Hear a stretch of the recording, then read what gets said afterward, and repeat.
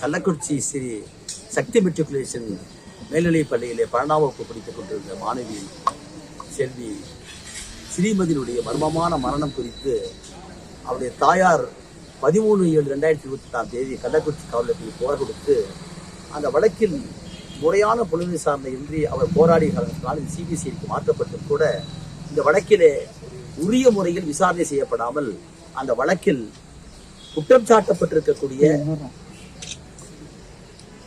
5 பேரையும் விடுவித்துவிட்டு குற்றம் சாட்டப்பட்ட போதே இது ஒரு உண்மைக்கு மாறான இயற்கைக்கு மாறான மரணம் என்பதை ஒப்புக்கொள்ளப்பட்டு இதற்கு காரணம் இங்கு இருக்கக்கூடிய நிர்வாகத்தில் இருக்கக்கூடியவர்களுடைய சில முக்கியமான புள்ளிகள் அவர்களுக்கு பின்னால் இருக்கக்கூடியவர்கள் என்று சொல்லி பல முறை அவருடைய தாயார் செல்வி பெயரெடுத்து கூட இந்த வழக்கிலே காவல்துறை அதனுடைய தலைமையாக இருக்கக்கூடிய டிஜிபி அன்றைக்கு இருந்த ராஜ் அவர்களே இந்த வழக்கை பொறுத்தவரை இது ஒரு தற்கொலை என்று முன்னறிவிப்பாக அறிவித்து விட்டார்.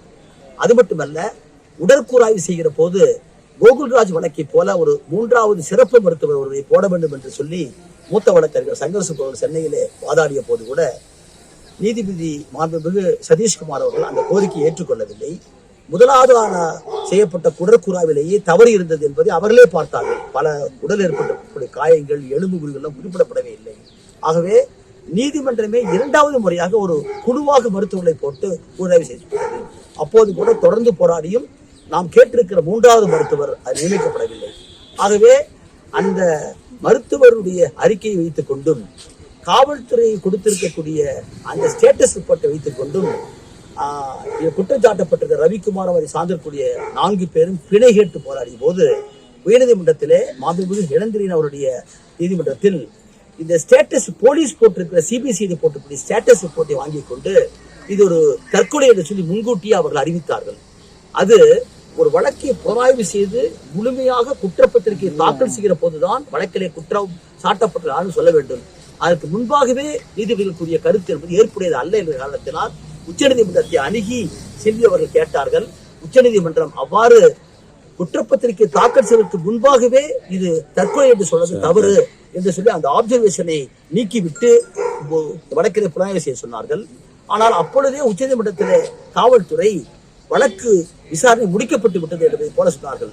அதற்கு பின்பாகவும் உயர்நீதிமன்றம் கொடுத்திருக்கூடிய 2 ஆப்சர்வேஷனும் தவறு என்று சொன்ன பின்னால் கூட இந்த வழக்கிலே முறையான புலன் விசாரணை செய்யாமல் கடந்த மே மாதம் 2023 இந்த வழக்கிலே 305 என்று சொல்லக்கூடிய ஈதாசா பிரிவு ஒரு சிறுவர் ஒருவர் தற்கொலைக்கு தூண்டப்பட்டால் அது 305 பிரிவில் வரும்.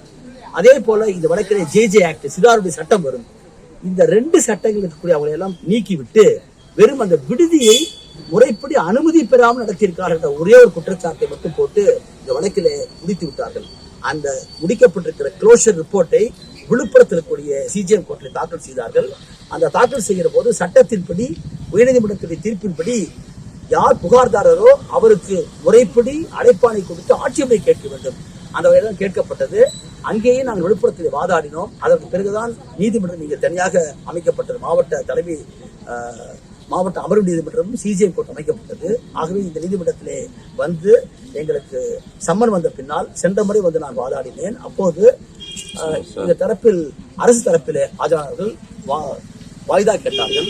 ஆகவேதான் இன்றைக்கு முழுமையாக இந்த வழக்கிலே ஏன் நாங்கள் 2 முக்கியமான ஒரு ஆவணங்களை கேட்டிருக்கிறோம். இந்த வழக்கிலே இப்படி எஃப்ஐஆர், ஃபார்ம் 91 மற்றும் இருக்கக்கூடிய புக்குகள் எல்லாம் நாங்கள் கேட்டிருக்கிறோம். அதே ஒரு சிசிடிவியை பொறுத்து 26 சிசிடிவிகள் ஓப்பன் செய்யப்பட முடியும் என்று சொல்லி எக்ஸ்பர்ட்ஸ் சொல்லியிருக்கிறார்கள்.